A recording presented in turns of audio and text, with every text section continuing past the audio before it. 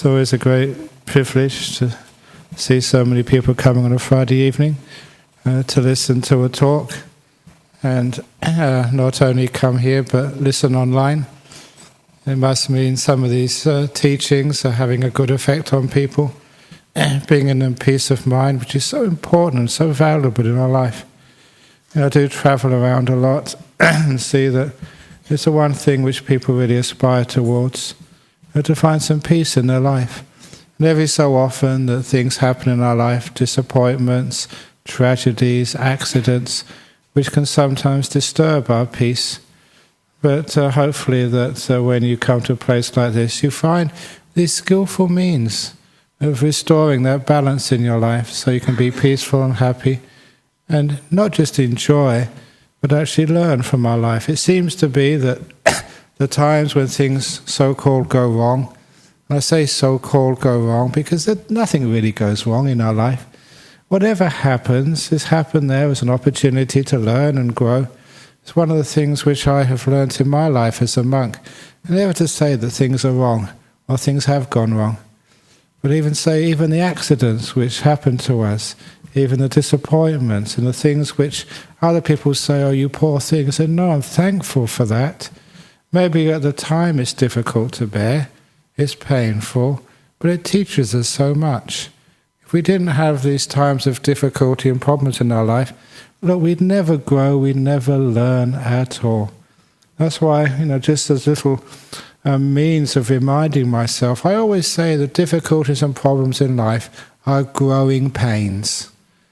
Because I think when you're very young, a teenager, or just maybe in the early years of your life, there are some aches and pains in the body, which is just the body's growing really fast.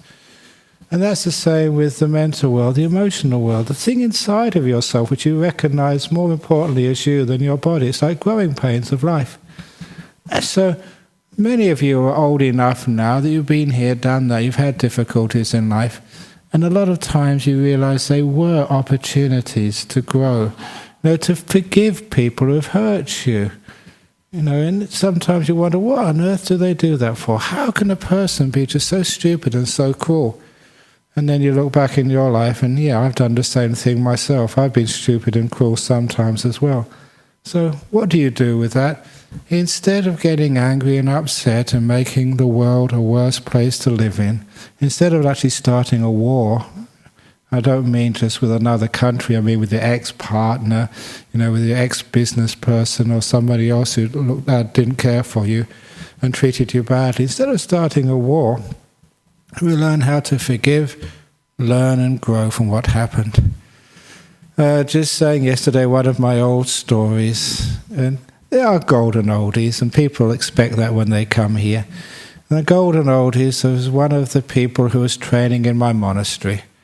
And as they were training in the monastery, just keeping what we call the 8 precepts, this is when you go to a Buddhist monastery and you stay for a few days, even on retreat, there's some things which we have our rules. To keep it more simple, we don't eat in the afternoon or evening or night time, we just eat in the morning time.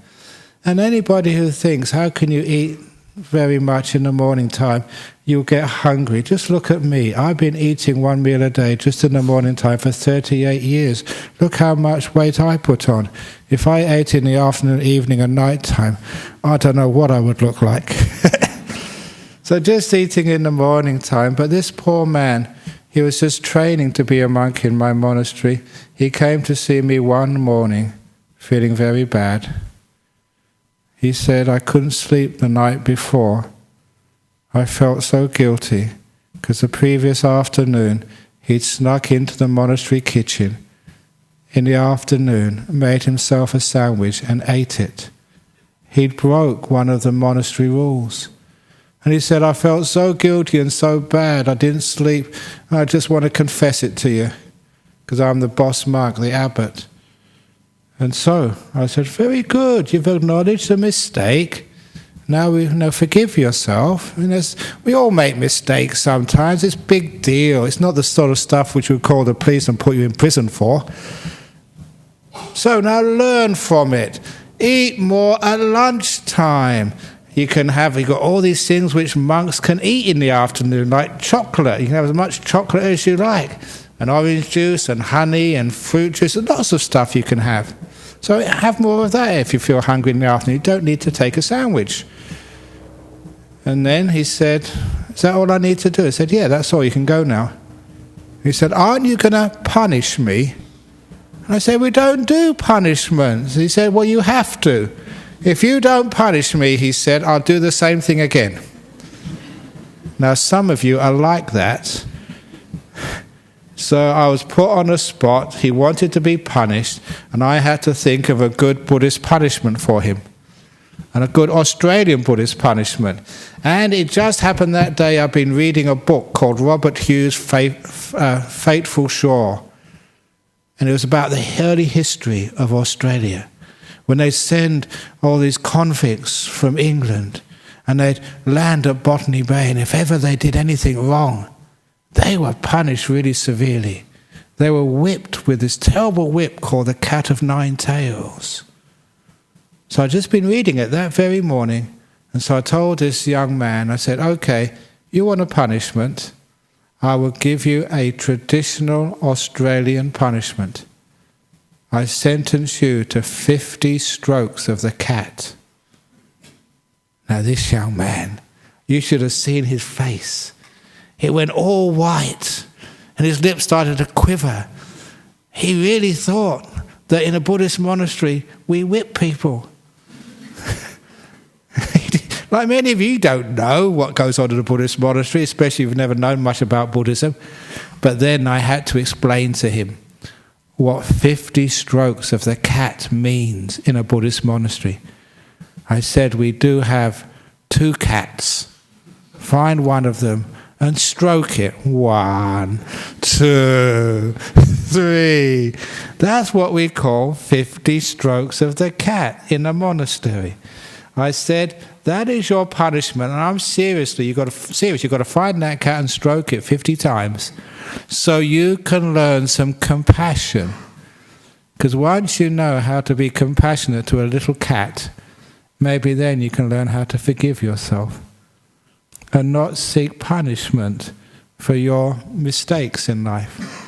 Instead, accept them, forgive them, learn from them, and grow from them. That is Buddhist teachings.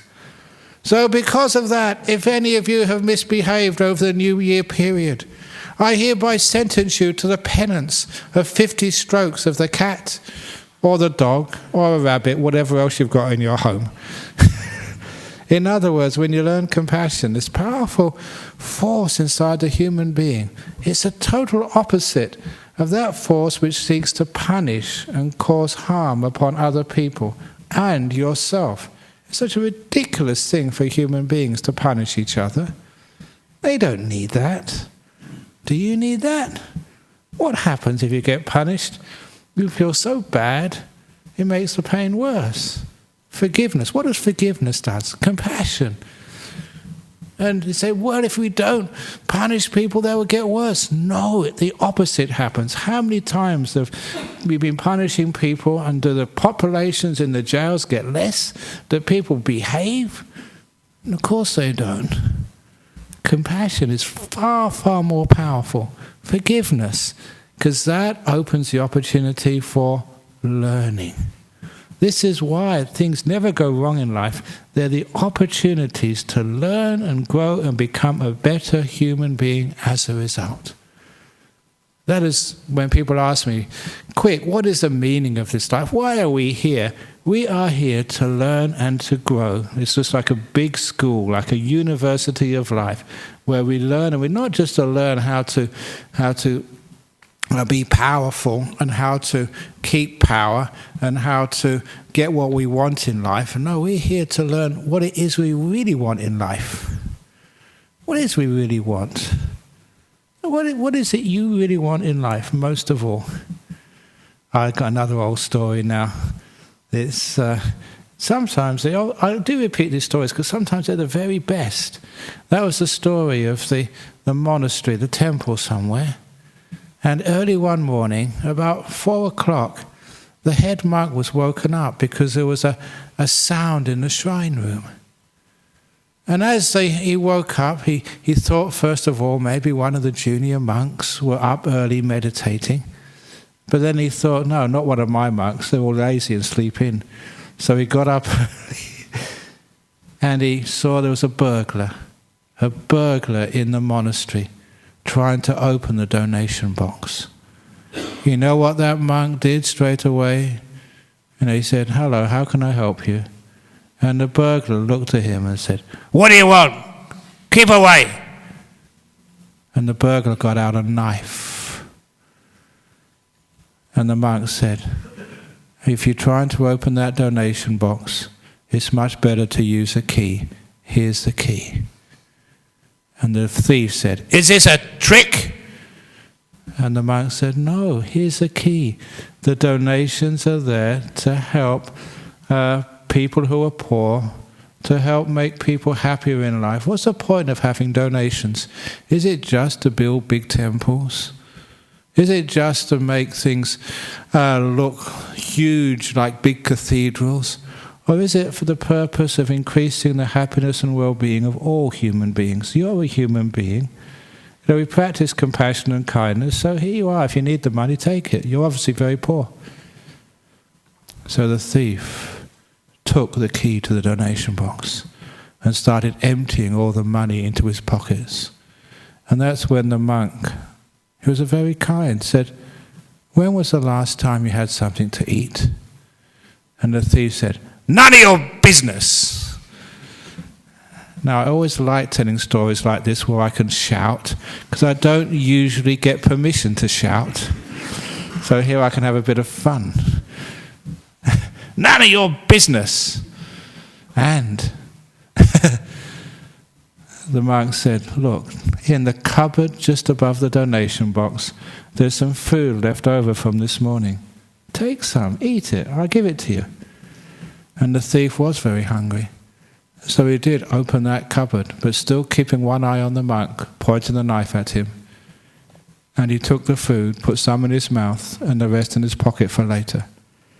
"And don't call the police!" shouted the thief. "Why should I?" said the monk. "I've given you the money, I've given you the food. Have a great day." And the thief ran away. Now that is a real monk. A monk who is supposed to be letting go. Don't we ask you to let go? Don't we say you to be compassionate and kind? So let the monks be compassionate and kind to the thieves as well. You know what happened next? What happened next was, a few days later, the monk was reading the newspaper and he found that burglar had been caught. He'd been robbing another house where people weren't so kind. He got caught by the police. He was sentenced to jail for about 10 years. Fast forward to 10 years and a few days, and the monk, a little bit older, but just as kind, was woken up very early at 4 a.m. He went into the shrine room, and guess who he saw? The burglar had come back again.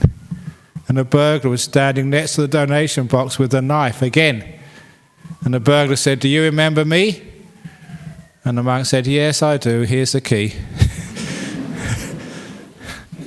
And that's when the burglar smiled, put down the knife, and said, "I don't want the money or the key." He said, "For the last 10 years in jail, I haven't been able to get you out of my mind. I've been thinking about you every day. You're the only person I've ever met who was kind to me. Even though I was trying to rob you, you gave me the money. Even though I was pointing a knife at you, you were concerned about the fact I was hungry." And he said, "I have come back to steal again, but not money or food. I've come to steal the secret of your kindness and your generosity. So please teach me that." And the thief became a monk. Because that is, he realized what he really wanted in life. Isn't that what you really want in life? The secret of kindness, of generosity, being able to give each other the benefit of the doubt and not be so critical and fault-finding but having a community of family where we can literally look after each other with kindness, where we can all be respected for who we are, knowing that we're not perfect, but we're trying, we're growing, we're learning. Just to have that respect and that kindness. Isn't that what people really want? Once you understand what people really want in life, we give that the greatest priority. Next week I'm going to Korea to give some talks. I really do travel around the world a lot. By the way, it is South Korea, not North Korea. So I'll be quite safe, I'll be back. And this newspaper sent me some questions for an interview, and they asked, such questions as, in Buddhism, does Buddhism really support, the way that we run our economies in this world, going for material growth and prosperity? And said, yes, of course we do. Buddhism doesn't want people to be poor. It doesn't want the communities to stagnate. We want to have growth and prosperity, greater sort of facilities and hospitals and whatever for people. But he said, but that's not the main priority. The main priority is to give what people really want. And that is the kindness, compassion, the ability to work together. What's the point of having a big house if you live in it by yourself? Because you can't have a partner, you can't have friends in life. What's the point of being rich if you've got no one to share it with? What's the point of being powerful if you can't even control your own mind? What do people really want in life? When you understand what people really want, it changes the priorities of life. Yes, wealth and comfort is important, but what's more important is the harmony between peoples, their mutual understanding, their kindness, their wisdom, trustworthiness, what we call virtue. That's really important. And the amazing thing is, if you make that the most important in life, be able to trust one another, keeping things like precepts, being virtuous, being kind to one another, forgiving people, when there's a problem, that will increase the economy as well. When I go overseas, I do many conferences as well, strange conferences and Buddhist conferences. And one Buddhist conference I went to, we had a fellow who was not only just I think he was on the committee of one of our monasteries in the UK. He was also a professor of economics and an advisor to the Bank of England. So he was quite a senior economist. And he gave a paper on the importance of Buddhist monks and nuns to the economy. And this was like a top economist, a professor. And he was saying, Buddhist monks and nuns, what contribution do they make to the economy? And he said, first of all, they don't make any money and pay taxes, so that's a negative. Number two, they don't have children, because actually increasing the population is also supposed to be a boost to the economy. He said, that's two negatives. But he said, their great positive contribution to the economy is encouraging people to trust each other, to keep their word, to be truthful.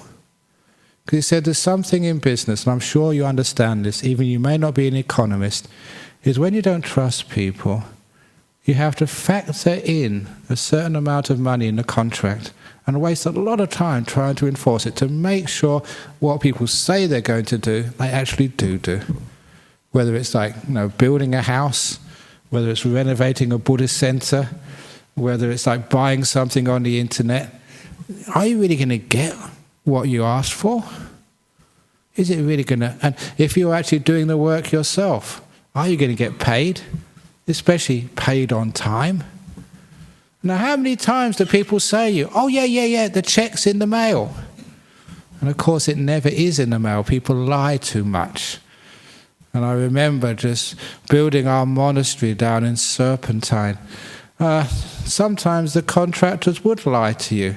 I would always remember that time I'd ordered a concrete truck. We had all the workers there. And obviously you have to pay these workers by the hour. The concrete truck was going to come at a certain time. 10 minutes, 15 minutes late, and I rang the concrete company. I said, the truck hasn't arrived yet. He said, oh yeah, I'm sorry it's late. It's just left the yard. 10 or 15 minutes later, it still hadn't arrived. So I rang them again. I got another person on the end of the phone. And he said, oh yeah, it's just left the yard. And I said, another person just told me that 15 minutes ago. You're lying again, aren't you? Because it was a different person. They hadn't realized I'd rung before. It's the common excuse. The check's in the mail. The truck's just left the yard. Your call is important to us. It's just another lie. If the call was really important, you'd answer it. So because of that lack of trust in our community, you can see just how difficult it is to do business. And that costs everybody a lot of money. In time, in bad feelings, and so much more. So this economist was saying because of the contribution of monks and nuns and priests and other people who teach people to be virtuous, to trust each other, to be compassionate, because of increasing the amount of truth in our society, there is a huge increase to the economy. And this was coming from a professor. So I said, look, it's not just money and it's not just prosperity. It's also the trust, the honesty, the kindness, which actually underlies all of that. And I remember there's a monk who, he met one of these guys who was multi-millionaire and who goes around the world making all these big contracts. And he said exactly the same thing. He said, all I need to do is to forge these connections with people. And the only way I can do that is actually to just really understand my emotions, being able to connect with another person, so I can form relationships. And he said relationships are the key to my wealth. It's just the friends which I have developed. That, they can trust me, I can trust them. This is where I made my fortune. And I always remember that little saying, because how many of you can forge a relationship with other people? That's sometimes why you're poor. To form a relationship with another human being, and most importantly, to form a relationship with yourself, is so difficult. Why is that? And a lot of time is because we're a bit scared, we hold back. Sometimes, we're just like the old, the ox in the china shop. We're trying our best, but we're not very skillful. One of the most important things is skillfulness with your speech. And I say this because I've got ears. I listen to how you speak to one another. People criticize each other and put each other down so much, especially in a marriage. They have this old saying, in the first year of marriage, the wife listens to the husband. In the second year of marriage, the husband listens to the wife. In the third year of marriage, the neighbours listen to both of them.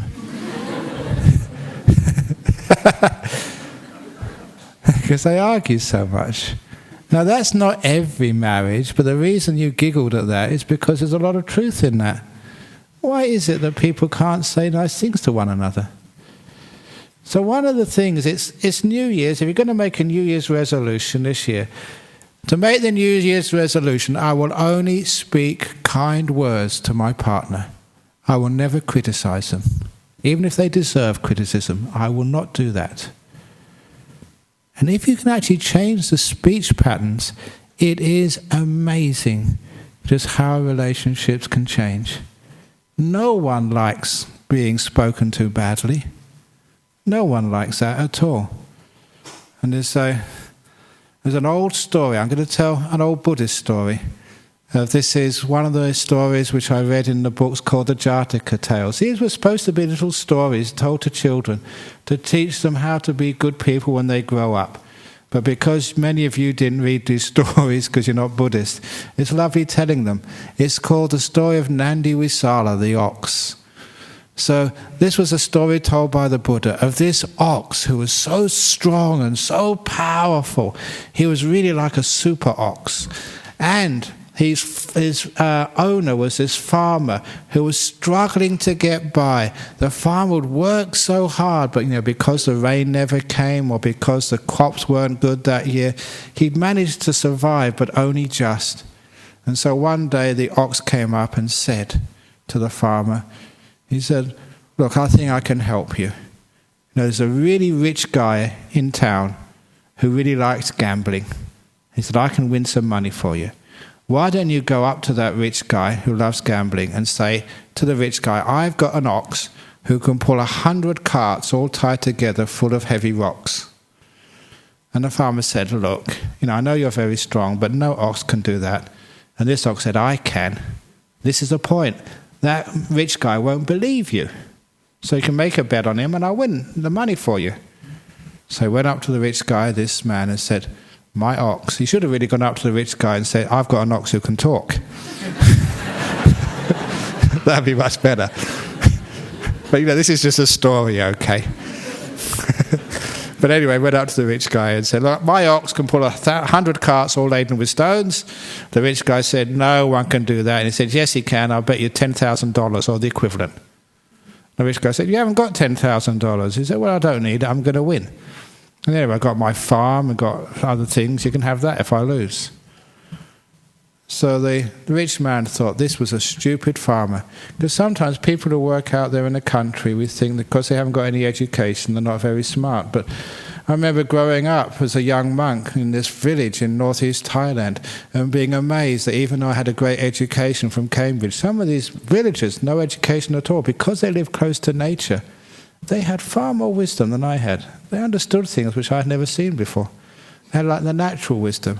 Sometimes we learn so much at school and university, we don't understand very much about ourselves and life. We understand about books and knowledge, but that's a lot different than truth. But anyway, so the bet was made, and so they borrowed all these carts, they filled all the carts with stones, and they tied the ox to the front cart, and the whole town was out to see this and see whether this ox could pull such a lot of carts. And the farmer went up to the top cart, and he got out a stick and said, okay, ox, pull those carts. And the ox stood still. Stupid ox, pull the carts, he shouted. Still the ox didn't move. And then he hit the ox with the stick. Pull them! And the ox didn't move. And people laughed. What a stupid man that was. No ox could pull such a large amount of weight. So the farmer lost his bet. And he went to a tree, sat underneath it and started crying. He was ruined by believing his stupid ox. A few seconds later, he felt a wet nose in his ear. It was his ox. Why are you crying, master? Said the ox. Because you made me lose all that money. I'm ruined. I don't know how I'm going to survive. I'm going to be in debt for the rest of my life. Why did you lie to me? And the ox said, I never lied to you. You said you could pull those carts. But I can. But you didn't. But I can. But why didn't you? And then the ox said, because you shouted at me. And because you call me stupid ox. I'm not stupid ox. If I'm so smart, I could go to Oxford. Don't laugh, that was a bad joke. And you hit me. That's no way to treat anybody. He said, listen, you go and bet that rich man 20,000 that I can pull those carts. They're still there. So he went back to the rich man and bet 20,000. So they hitched the ox to the front cart. And this time, of course, the man went up to the cart and said, nice ox, kind ox. If it wouldn't be too much trouble for you, would you mind, if you please, you mind just putting the carts a little bit, just a little bit. But if it's too much for you, never mind. You can give up. I don't care. But I don't want you to hurt yourself because I love you, ox. Just try your best. So because of those kind words, the ox strained every muscle. All the veins were standing out. You know what happened? Nothing. And so the guy said, oh, forget it. But no, the ox really put in super effort. And you know what happened? Just sweat came out, but no cart moved. Give up. I don't want to kill you. It doesn't matter. It's only money.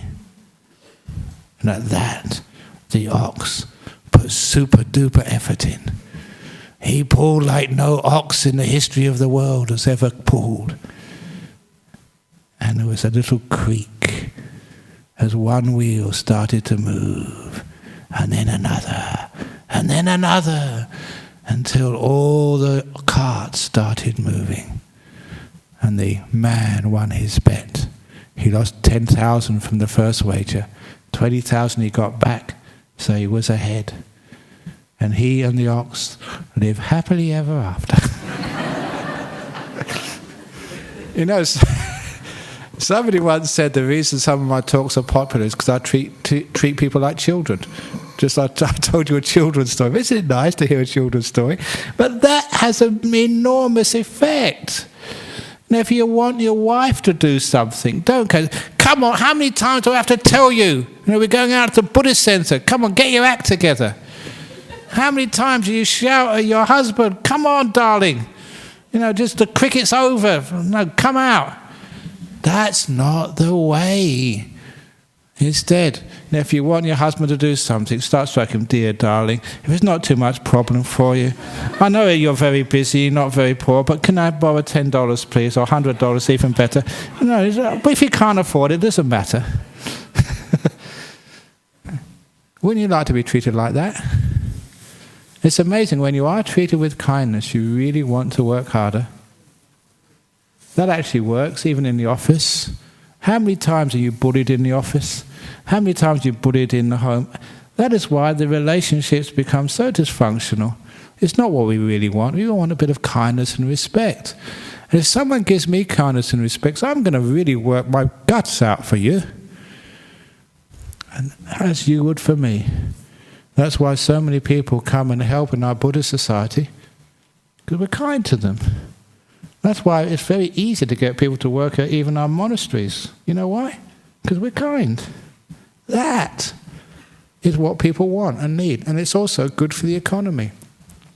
So having a bit of kindness, gentleness, especially kind speech, goes such a long way. How do you treat your kids? Clean up your room.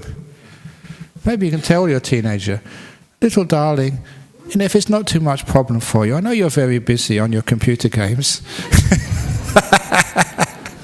But would you mind? If it's too much, never mind. Well, you've tried everything else and it doesn't work. So maybe you can try that. It's like, I always try and remember some of my experiences with my father. You know how he taught me not to steal? He once came up to me and said he was very poor. My background was he was always very sick, so he was often out of work through sickness.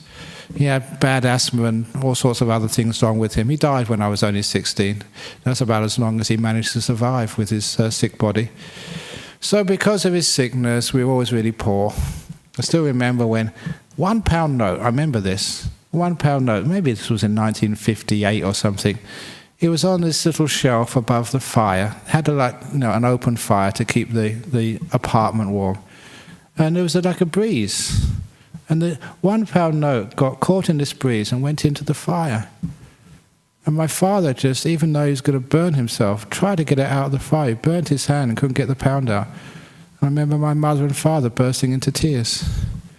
Because £1 was such a lot of money. And it just got into the fire. And that's, I always remember that. It's just, what a little amount of money meant to poor people. But anyway, even though he was poor, I remember him coming up to me once and said, son, never steal anything. Instead, because if you steal, you'll get into trouble, and that make me really suffer. If you really want anything that bad that you're willing to try and steal it, just let me know, and I'll buy it for you, whatever it is. And when I realized that, he was willing to borrow and work hard or whatever it is to get the money, to get what I wanted if I wanted to steal it, I realized how important not stealing was to him. He would really, sacrifice his own lunch or dinner so his son never needed to steal. So there's no way I could steal after that. That was actually teaching marvelous lessons. He was never going to punish me. Instead, he was just going to teach me by another method, respecting me and me respecting him. So sometimes the way we teach our kids, sometimes all they really need is time with you. They want to be respected. They want to be loved, as you do too. And please notice the way we speak to one another. It's amazing how a little bit of praise goes such a long way. I remember, because I was a school teacher, I remember I had to train as a school teacher before I became a monk. I remember seeing this video of a crew going into an inner London comprehensive school. Huge number of kids, from disadvantaged backgrounds, and with a guy with a camera just interviewing people and just seeing how things happened. And I always remember they interviewed this one girl, maybe 13 or 14, and she said what really made her day, and they caught it on camera, when one of the teachers, busily just passing this girl in the corridor, just stopped and said, "How are you today? Are you feeling okay now?" And that meant so much to the teenager, just that her teacher had just asked how she was, with kindness. Because that is so rare. If you're a school teacher, if you're in business, or whatever, just being kind to someone. "Are you okay today? Is there anything I can do for you?" Those little acts of kindness, they create a community. They create this relationship, this happiness and harmony, which is what really people want. And if you have a boss, or if you have a partner, if you have a father or a child like that, they're going to value that so much, because it is rare in our world. It's what people really want and what they really need. Which is why that talking like this, telling the story of a little ox, and it's not just an ox, it works with people as well. I remember the last time I told that story quite a few years ago, at least that's what I remember, someone coming up to me afterwards and they said, "That works," because they were at one of these school fetes and they had camel rides, and they saw this guy who'd arrived late for this school fete, and he said, "I always wanted to ride a camel, but the camel rider was just closing up for the day." And so the guy said, "Look, I really want to, I'll pay you double." And it's for the school. So he paid double. So the camel, he told the camel, "Come on, get down, I want to ride on you." And of course the camel wouldn't move. He said, "Look, I paid double." And he was angry. And the camel owner said, "Stop it. That's not the way to treat this camel." And he saw this camel owner get to the side of this camel. It's been a hot day. And talking to the camel, "Look, you've worked really hard today. I know it's very hot.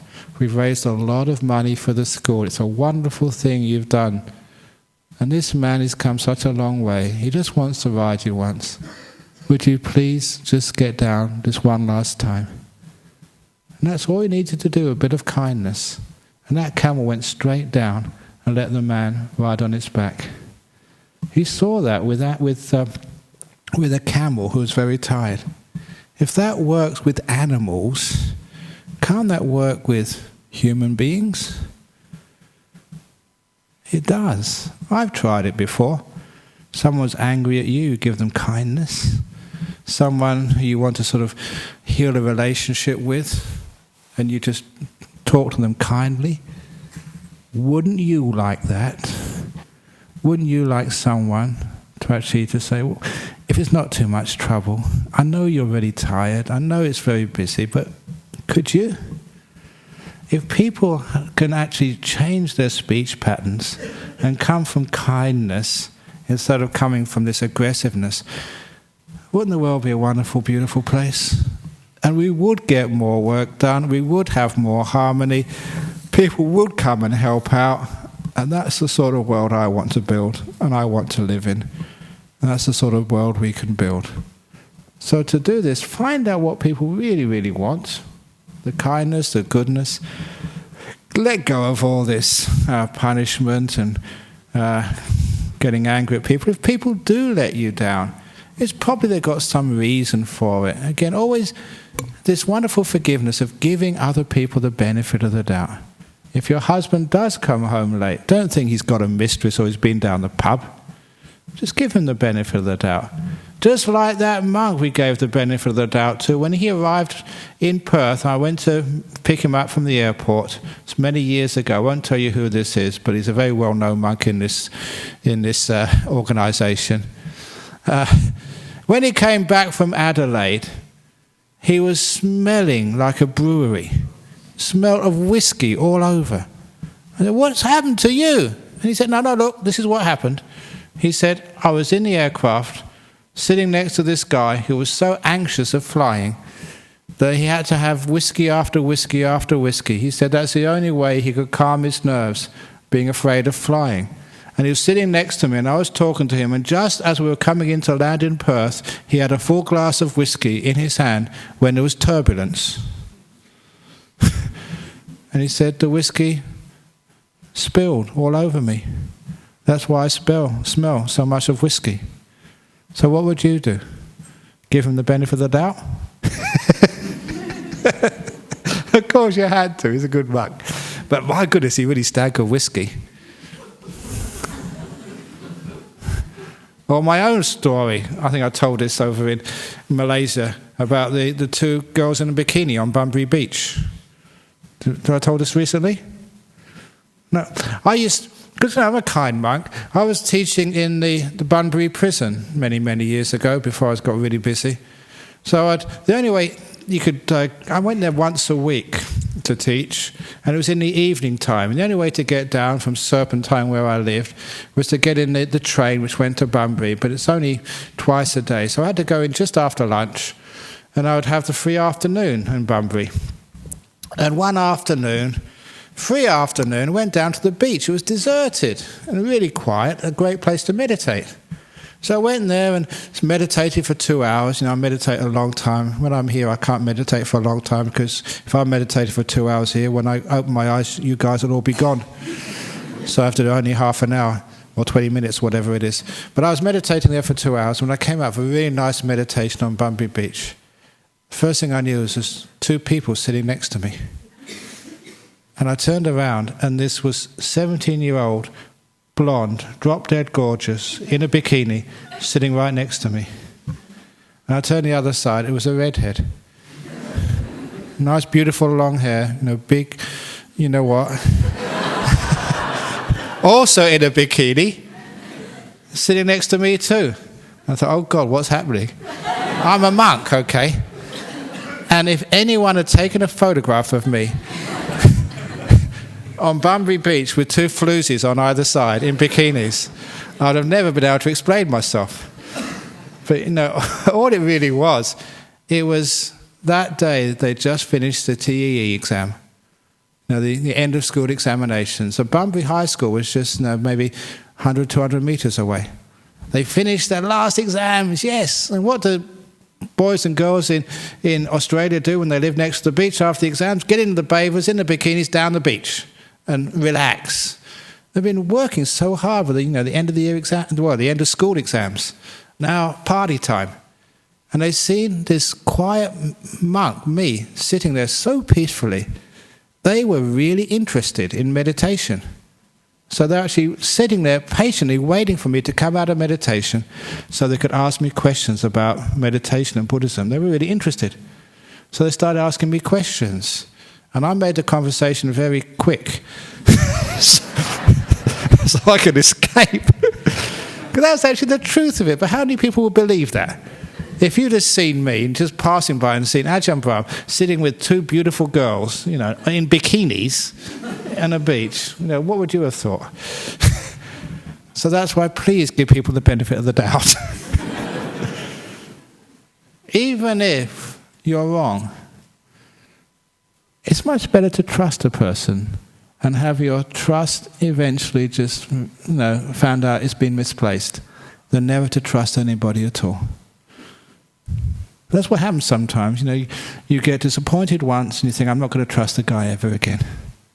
What are you doing that for? You're just closing your heart to relationships. Closing your life off because you've been hurt once or twice. No, please. Have that trust. Come out of the concrete bunkers people put their hearts in.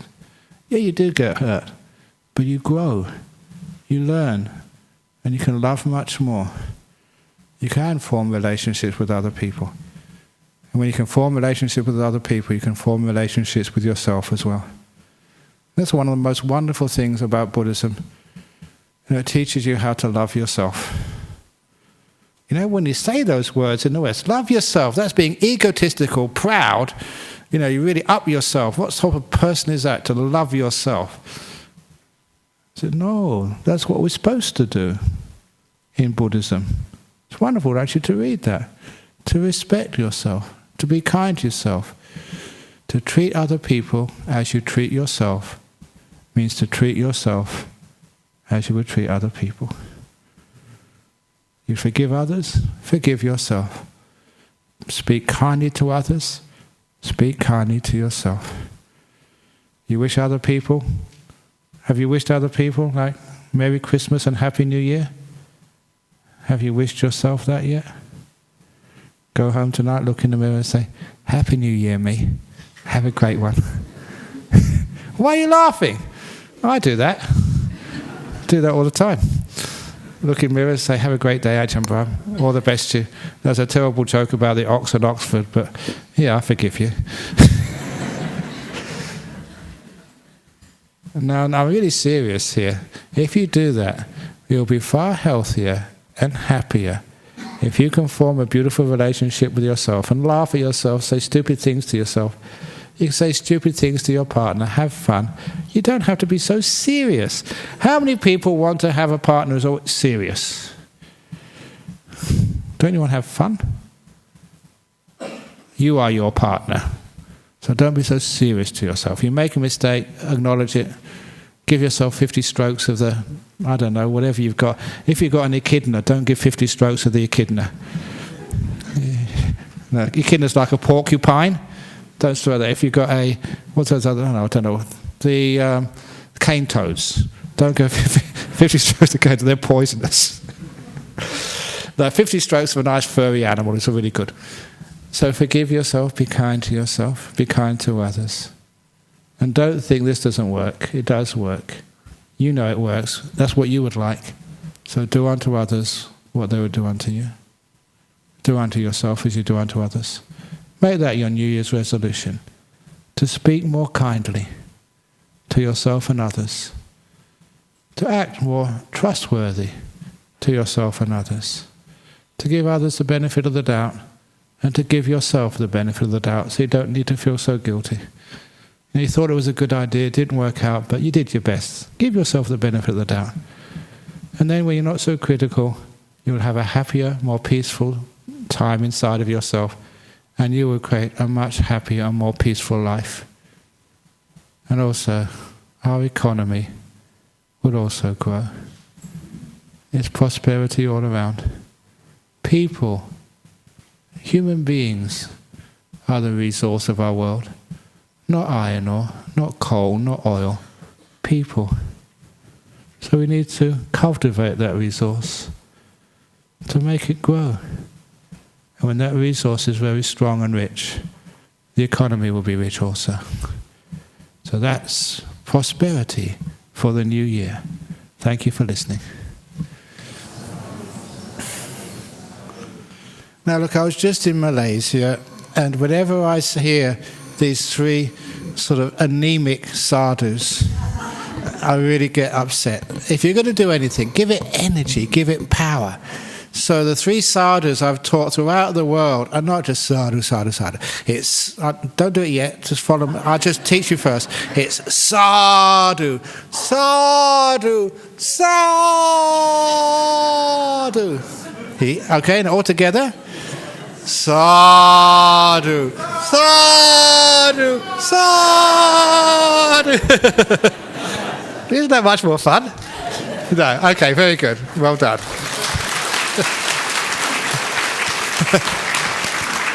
Okay, so that's going to start the new year. So whoever gives a talk here, remember at the end, the three big sadhus. It's more fun. Okay, now are there any questions from the overseas? I think they're going to come up. But while we're waiting, there's any questions here about what I've been talking about this evening? Just off the cuff. I was actually going to speak about something else, but never got around to it. There we go. Have we got anything on the computer there? Okay, a question from the audience? No questions on the computer. The computer's not working. So any comments or questions about the talk about just, especially speaking kindly to one another? Don't be so critical. Yes, thank you. Out of curiosity, the story about the But the story of the head monk and the thief was not a true story. It was based on a true story, but changed. I always change these things. The true story was actually, it was a Buddhist monk in the time of the Ayutthaya kingdom in Thailand. And the main form of transport, about 250 years ago in Thailand was the boats. They had canals everywhere and rivers. So it was boats and elephants where the boats wouldn't go.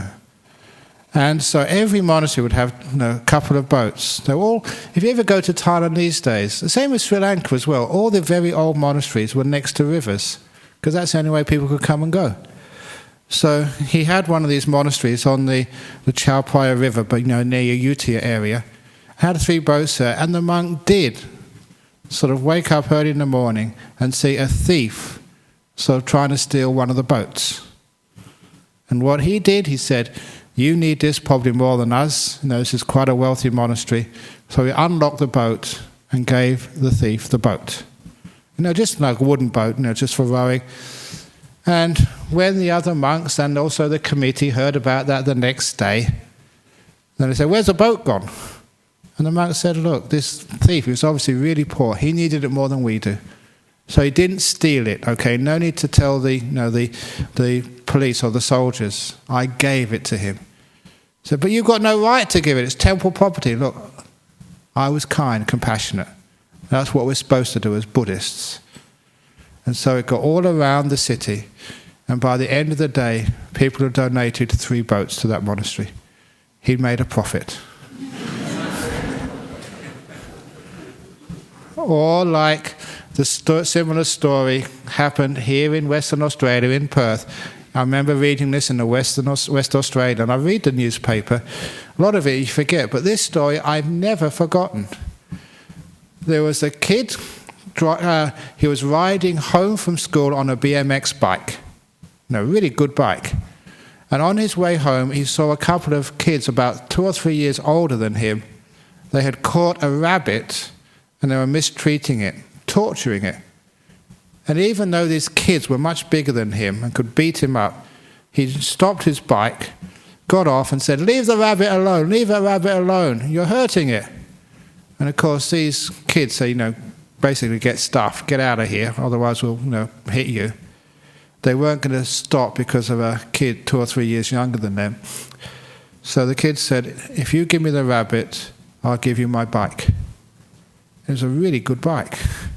And the 2 hoodlums said, "Yeah, that makes sense." So they handed over this rabbit, and he gave them his bike.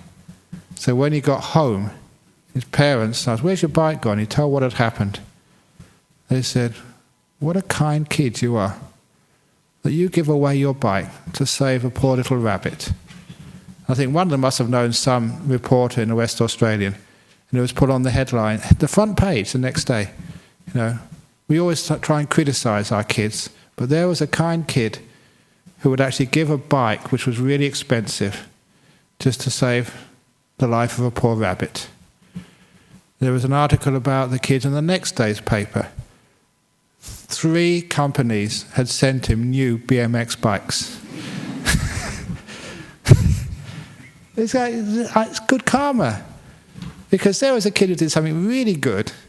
You never lose when you're kind. So it was based on that story, those 2 stories, about what would happen if you're very kind. If I did that, would you think that's money well spent? Isn't it more important? Yeah, we do raise funds for our buildings, we always need money, but in the end, I'm a monk. People are more important than things. And I said this to the committee over and over again. I say it to you, and I say it to the monks in the monastery. What's the point of having a Buddhist temple or a church or a mosque, which looks really wonderful, when the people inside aren't wonderful? When they're not kind, they're not generous, they're not peaceful. I always remember the meaning of a church. I remember looking up in an old dictionary. The meaning of a church is not the building, it's the people. A church is a collection of people. But now we've lost that, and we think the church is the building, not the people who come inside of it. And now the building is more important than the people. So we've got these huge churches, these huge even temples, and no one's inside. Why are there no one inside? Because the buildings are more important than the people are. And they say, don't walk on the grass, don't dirty the carpet, don't slam the doors. What's more important? The buildings or the people who live in it? Your house. Have you got a beautiful house where you live? I don't care what size it is or what suburb. Yours is a beautiful house if the people inside are happy. Then it's a beautiful house. It's not location, location, location. Any real estate agents here, you've got it wrong. It's people, people, people. Doesn't that make sense? Of course it does, yeah.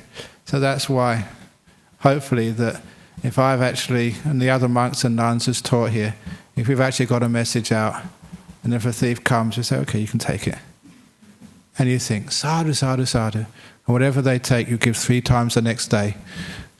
So we make a profit. No, I don't mean that. Then you understand that this is the real thing. This is what religion, what spirituality is supposed to be about. Kindness. And I don't care whether you're Christian or Muslim or Hindu. People recognize it. Yes, this makes sense. This is a sort of spirituality, religion I want. Don't have to call it a name. It's just kindness. Any other question? Did I answer your question okay, sir? Yes. Very good. Because, stories, never let the truth stand in the way of a good story. That's one of my sayings. So if it's a good story, then you can elaborate on it. If you tell that story to somebody else, elaborate on it. Just change the details here and there. Because stories should actually grow. Yeah. Yes, Brahm. Can you just elaborate on the relationship between trust and responsibility? Yeah, trust and responsibility. Sometimes if you trust somebody, that they learn responsibility. Like you have a kid. Look, somebody came to see me last week in the monastery. A young girl, I won't say from what nationality, but living in Australia. And she was having trouble with her parents, letting her, go out in the evenings. Because they were worried about her. She did actually go out with somebody and then it didn't work out and she got into trouble because of that. But now her parents don't trust her, so they don't let her go out. And so if the parents are here this evening, please let her go out. You trusted her, and she didn't live up to that trust, she made a mistake. But don't think I can't trust her any longer. Otherwise you put your daughter in this prison in the home. And she suffers so much. And basically she will hate you for the rest of her life. If anybody doesn't live up to that trust them again. So they can learn responsibility. Otherwise they will never learn at all. A lot of people, if they do make a mistake, they are remorseful. They think, I shouldn't have done that. They do hurt inside. This is one of the things which I found, when I went to teach in prisons. For those of you who think that people in jail would just want to do it again, they don't. There were some really hard prisoners I got to know. When you first saw them, they say, I don't care. As soon as I get out, I'm going to do the same again. They didn't seem to be showing remorse. But all they were doing, they had remorse, they just covered it up and they just would not let anybody else know how they felt. They were tough guys. But when you got a relationship with them, you got to know them and they did trust you and you trusted them. That's when they opened up. And they all kept on saying, I just wish to God I never did that. I feel so bad about that. I just can't forget it. Every day I try to block it out of my mind. I just can't. So there's no such being I've ever seen who hasn't got remorse for what they've done. They hide it, they don't show it, but my goodness, they feel it. Someone just showed me an article about one of the real monsters who lived in England called, I think, Francis West or something. He did his horrendous torture murders of young people with his wife. If anyone was a monster, he was. He eventually committed suicide. He hung himself in jail. He couldn't stand himself. It looked like he had no remorse, but my goodness, they do. So this is actually just, if you trust somebody, they'll actually live up to that trust. They'll get responsibility in the long term. So never think, okay, my kid, they've broken my trust, they've made a mistake. Never think, I can't trust them again. No, you have to trust them again. Let them grow, let them learn responsibility. That's the only way people learn.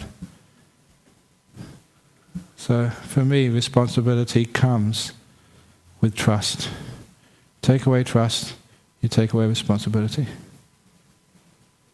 There's another lady who comes here very regularly. I remember, because her husband died, and sometimes she looked to me for fatherly advice for her 2 twins. I remember her coming to me, sitting here, saying my twins were about 18, they wanted to go to a nightclub. So I can't let them go to nightclubs. In Northbridge there's all sorts of bad people, there's drugs, there's alcohol. So I can't do that. I said, look, please, let your kids go to a nightclub. They're 18. You brought them up well, they're really good kids. Trust them. See what they do. So because she respected me so much, the kids went to the nightclub, had a wonderful time. They turned out to be really, really good women now. One's a doctor, I think the other one's an accountant. We did a marriage ceremony for one of them last year. Beautiful kids. They were trusted and they learnt responsibility. And they're beautiful kids. Never underestimate your kids, which a lot of parents do, out of fear. We don't want our kids to be hurt, but they have to be hurt sometimes, so they can learn and grow and be responsible. Thank you, Bram. I had another thought on a different angle on it.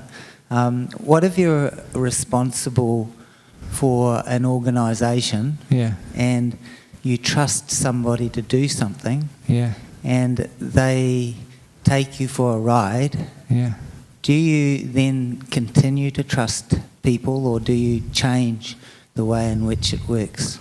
No, if in that situation you continue to trust them.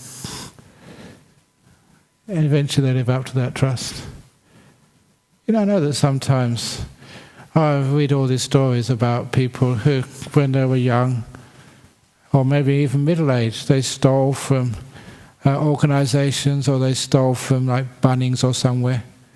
And then they actually go back and they send a donation. Sorry, when I was young I stole $20, and they send $50 back. It's beautiful when that happens, because actually we learn. If anybody has mistreated an organisation, I was just remembering just now. Remember in Victor Hugo's Les Miserables, who was that? Jean Valjean. He was, apparently they just got a new movie about that out recently. I was reading about it in the newspapers. So remember that story of Jean Valjean? He was a criminal. He was put in jail for stealing a loaf of bread. I remember sort of reading it. Brilliant book. It's a really brilliant book. And they asked him, why did you steal? He said, because my family were hungry. Oh, gee, that gets to you. He was doing it for his kids. They were starving. But anyway, that was no excuse in those days. Got put in this bark, he escaped. And then eventually, he was desperate. He went to a church and he stole the silver candlesticks, remember that? And when the priest saw him, this was actually a true story.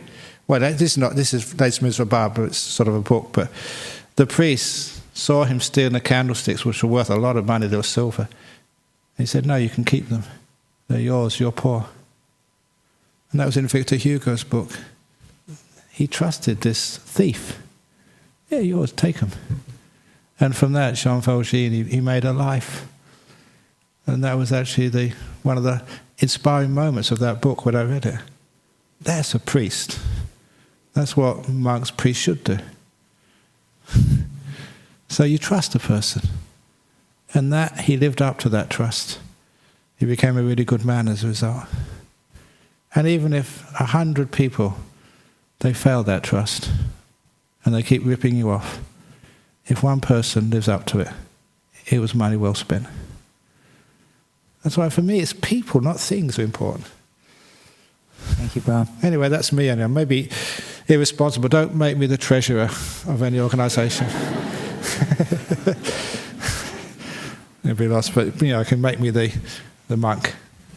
Okay, yeah. Silly question. Can you define what James asked us what sadhu means? Okay. Now, number one, there's no question which is silly. Every question is respected. So what sadhu means it is well, it is good. That's what it really means. So we do the sadhu, it's well, it's good, you're wonderful. It's just an old Indian word, which we actually do. It's well, it's good. So that's why people say sadhu. So, thank you for that. That's it for this evening. It's gone a bit late, but I don't think you are worried about that. Hope you enjoyed the talk this evening. Another one coming next week. Have a good time, and hopefully 2013 is a wonderful year of peace and harmony and growth for each one of you. So now we can actually just pay respects to the Buddha, Dhamma and the Sangha, and then we can go on our